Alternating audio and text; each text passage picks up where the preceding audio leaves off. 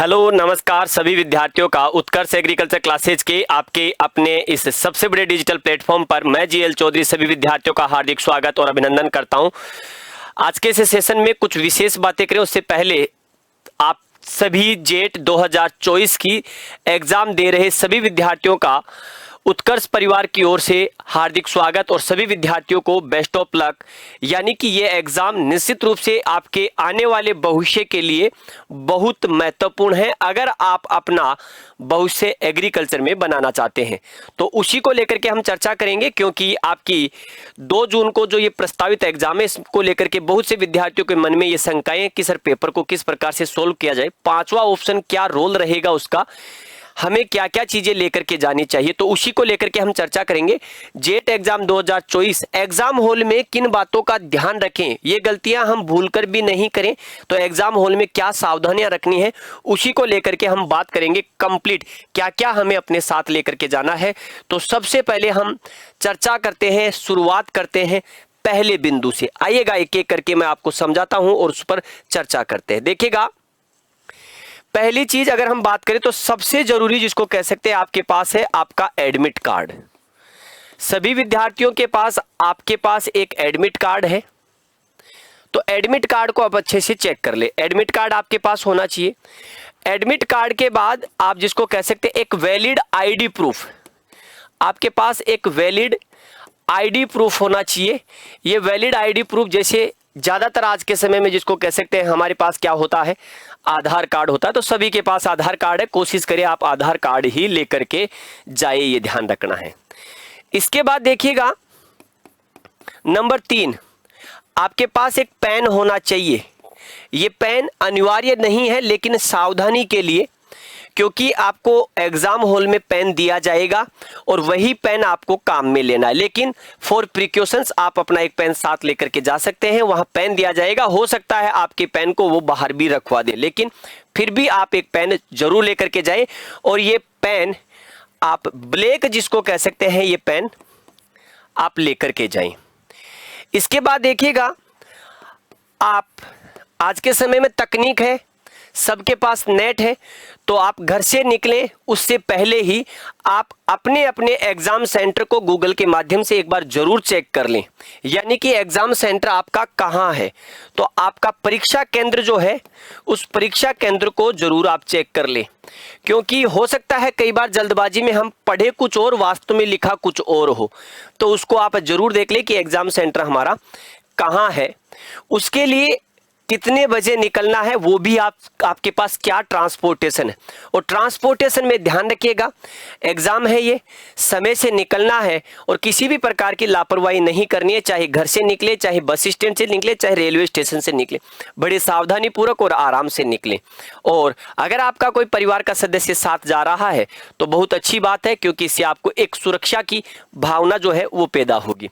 इसके साथ में आप एग्जाम हॉल जो आपका परीक्षा केंद्र है, ठीक है, जो आपका एग्जाम हॉल है, परीक्षा केंद्र है, उस परीक्षा केंद्र पर आप 90 मिनट पहले पहुंचे, 90 मिनट पूर्व पहुंचे, ये ध्यान रखना आपको। और 90 मिनट पूर्व पहुंचे इसका मतलब क्या है, यानी कि आपको एटलीस्ट आप ये मान के चलिएगा कि सुबह 9:30 बजे आप क्या करें, पहुंच जाए, ये आपको ध्यान रखना है। ठीक है, 9:30 बजे आपको पहुंच जाना है, इसका जरूर ध्यान रखना है आपको। 9:30 कोई नहीं पहुंचता है तो कोशिश करें 10 बजे से लेट नहीं हो।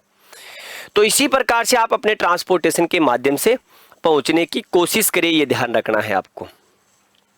इसके बाद बात आती है, क्योंकि गर्मियों का समय है तो एटलीस्ट जिसको कह सकते हैं आप हल्का फुल्का अपना नाश्ता करके एग्जाम हॉल तक पहुंचने की कोशिश करें, क्योंकि गर्मियों का माहौल है। तो आप अपने जो है इसी अनुसार व्यवस्था के साथ पहुंचे।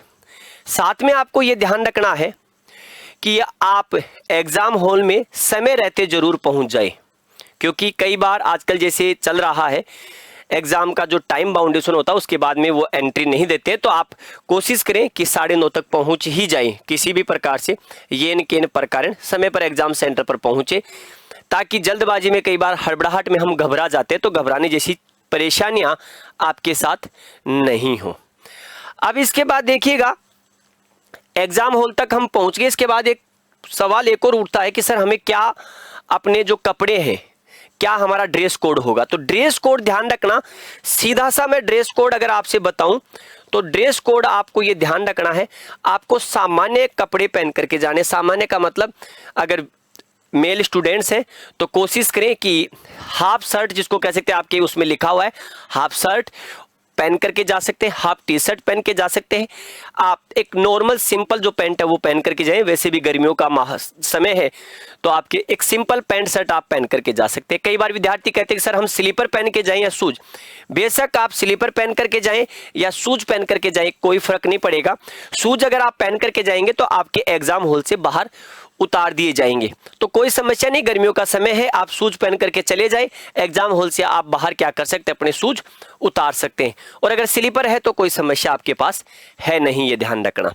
इसके बाद अगर देखा जाए तो यहाँ पर जो मैं कहूँ तो सामान्य आपके जिसको कह सकते हैं पैंट और शर्ट की बात करें, और हमारी मातृशक्ति जो है, बच्चियां जो है, गर्ल्स जो हैं, वो अपने सामान्य जो सलवार और सूट जो होते हैं आपके वो पहन करके जा सकते हैं।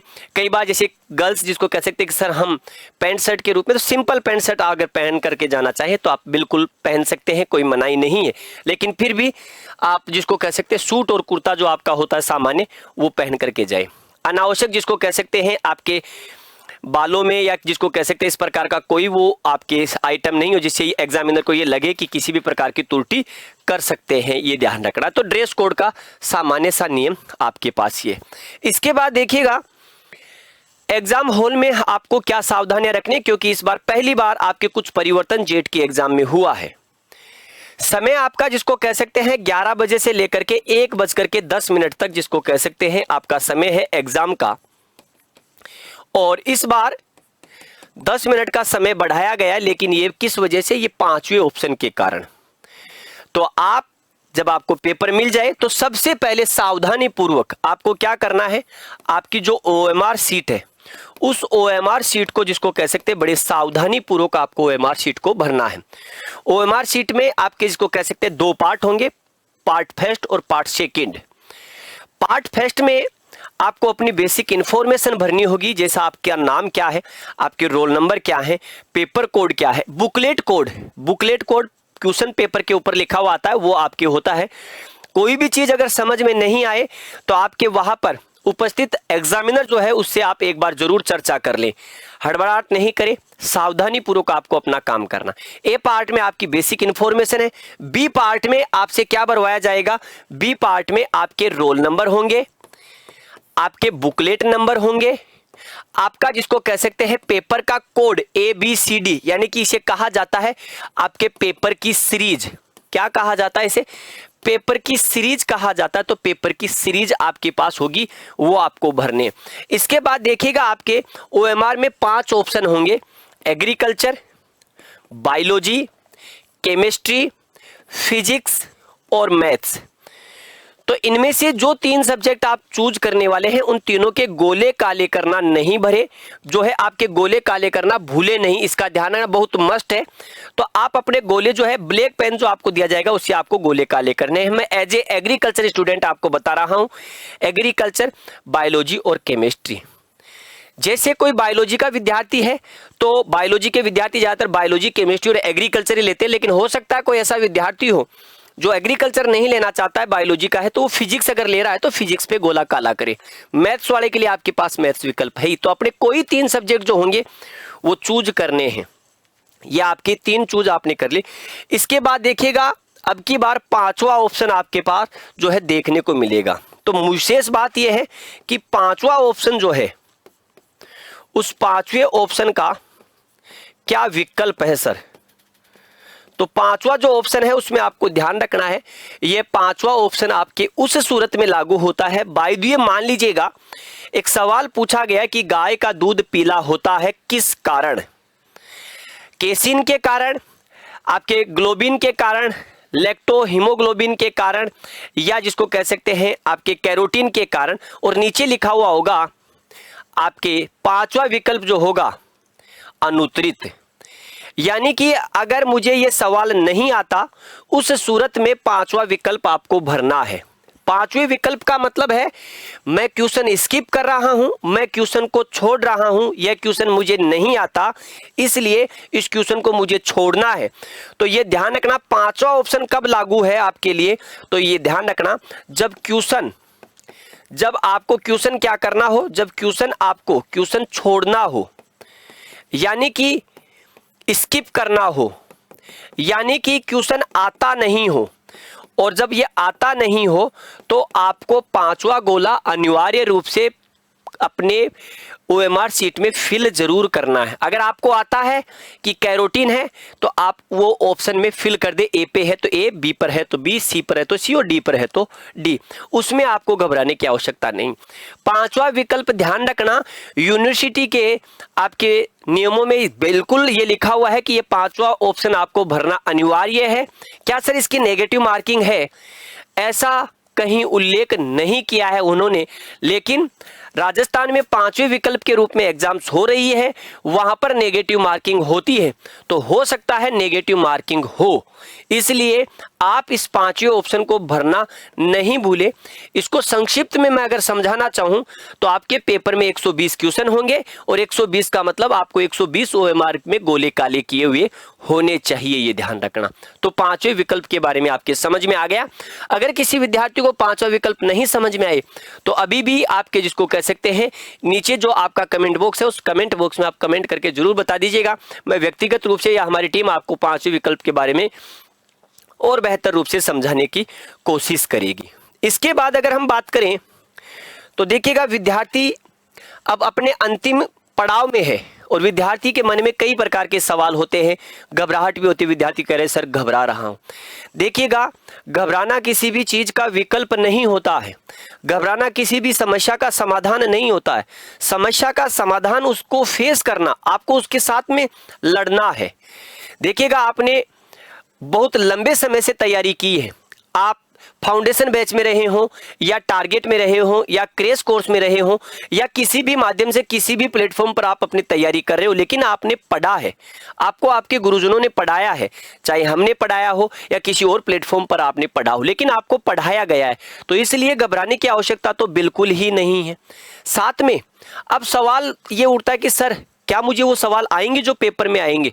बिल्कुल, अगर आपको वो सवाल आपको नहीं आएंगे तो इसका मतलब वह किसी और को आ भी नहीं सकते, तो ये भी हमें ध्यान रखना है। अब यहां पर देखिएगा पेपर सोल्व करते समय क्या सावधानियां रखें आप।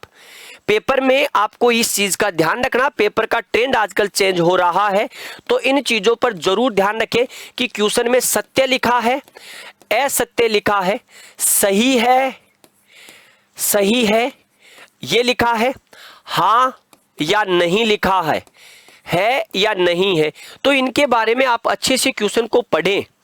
हो सकता है इस बार पेपर में कुछ चेंजमेंट देखने को मिले तो आपको मिलान वाले क्वेश्चंस भी देखने को मिल सकते हैं। अगर मिलान वाले क्वेश्चंस मिले तो आप इसको अच्छे से देखें इसके ए बी ऑप्शन के साथ। हो सकता है इन चार में से कोई आपको एक ही आता हो, मान लीजिएगा मुझे ये नहीं आ रही, ये आता है, तो हो सकता है इसका विकल्प बी हो। तो आप नीचे ऑप्शन में देखिएगा चार के साथ बी कौन सा है, अगर वहां मिलता है तो उसको कोशिश करें उस प्रकार से करने की। क्वेश्चन को आराम से पढ़ने के बाद उसका आराम से टिक लगाइए आंसर, OMR शीट में आप उसे फिल करें। इसके बाद देखिएगा आप जो गड़बड़ करते हैं कई बार OMR भरने में गड़बड़ नहीं करिए, आपको ये ध्यान रखना है। जो सवाल आ रहे हैं उसको अच्छे से सोल्व करते हुए जाना है आपको। कई बार सवाल ऐसा लगता है कि आ रहा है मैं कुछ भूल रहा हूं, अपने आप को एकाग्र करें और आराम से क्वेश्चन को सोल्व करने की कोशिश करें। आपके पास 40 क्वेश्चन जिसको कह सकते हैं एग्रीकल्चर के सेक्शन में दिखाई देंगे, 40 क्वेश्चन आपको बायोलॉजी के सेक्शन में दिखाई देंगे और 40 क्वेश्चन आपको केमिस्ट्री के सेक्शन में दिखाई देंगे। लेकिन यहां पर 10-10 क्वेश्चन ये प्रत्यक्ष रूप से एग्रीकल्चर के ही, एग्रीकल्चर बायोलॉजी और एग्रीकल्चर केमिस्ट्री के, तो जो पढ़ाया गया है उन्हीं में से आएगा, इसका जरूर आप विश्वास रखें। तो आपके पास एग्रीकल्चर के कितने सवाल हैं? मैं कहूं तो एग्रीकल्चर के आपके पास 60 सवाल है और जिस प्रकार से हमने पढ़ाया है, जिस प्रकार की आपको तैयारी करवाई है, मैं आपको ये विश्वास दिलाता हूं कि पेपर में आपका पेपर उसी के इर्द गिर्द घूमता हुआ दिखाई देगा। हूबहू क्वेश्चंस भी आपको देखने को मिलेंगे, तो चिंता नहीं करनी है, आराम से आप यहां पर सोल्व करें। लेकिन ध्यान रखना, आपको बायोलॉजी और केमिस्ट्री, इसमें किसी भी प्रकार की आपको मेरे अनुसार रिस्क नहीं लेनी चाहिए।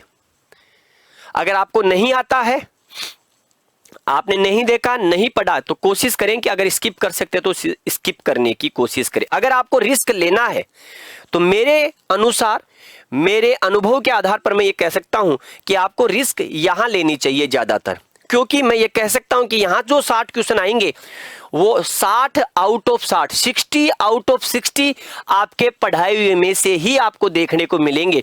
तो यहां आपका कॉन्फिडेंस ज्यादा रहेगा। तो अगर आप यहां रिस्क लेते हैं 50-50 में भी, तो आपकी यहां पर पॉसिबिलिटी ज्यादा सही होगी। कई बार विद्यार्थी कहते हैं कि सर 50-50 में क्या मुझे करना चाहिए? 50-50 में आपको आपका जो मन सबसे पहले फील करवाता है वही आपको फील कर लेना चाहिए, क्योंकि हमेशा हमारा मन और मस्तिष्क उस चीज को सबसे पहले सेलेक्ट करता है जिसको हमने कहीं ना कहीं देखा हो, कहीं ना कहीं पढ़ा हो। तो आप कोशिश करें उसको, लेकिन बायोलॉजी और केमिस्ट्री में आप ज्यादा रिस्क नहीं ले, जो आ रहा है वही करने की कोशिश करें, क्योंकि ये ऐसा सेगमेंट है विशेष रूप से मेरे एग्रीकल्चर के विद्यार्थियों के लिए, क्योंकि उन्होंने इस सब्जेक्ट को कभी विशेष सीरियसली लेकर के जेट के अलावा ना क्लास 11th में पढ़ा और ना ही क्लास 12th में, क्योंकि 12th में तो हमारे ये चलता ही नहीं है प्योर बायोलॉजी और केमिस्ट्री।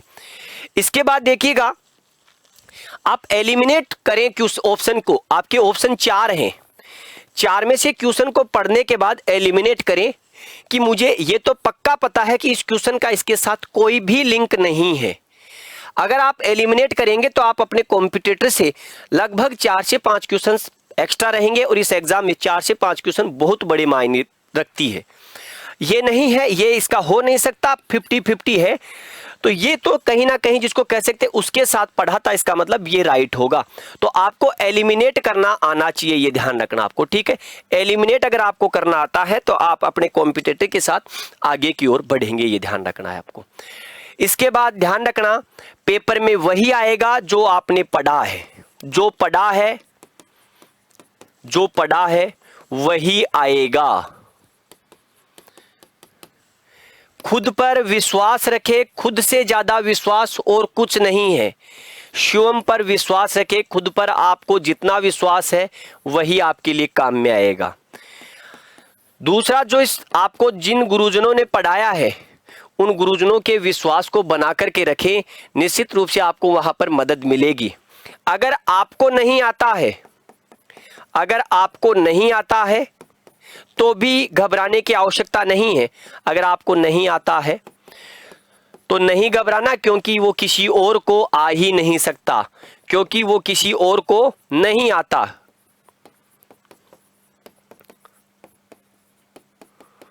और को नहीं आता, इसलिए आप चिंता नहीं करें, व्याकुल नहीं हो, घबराए नहीं।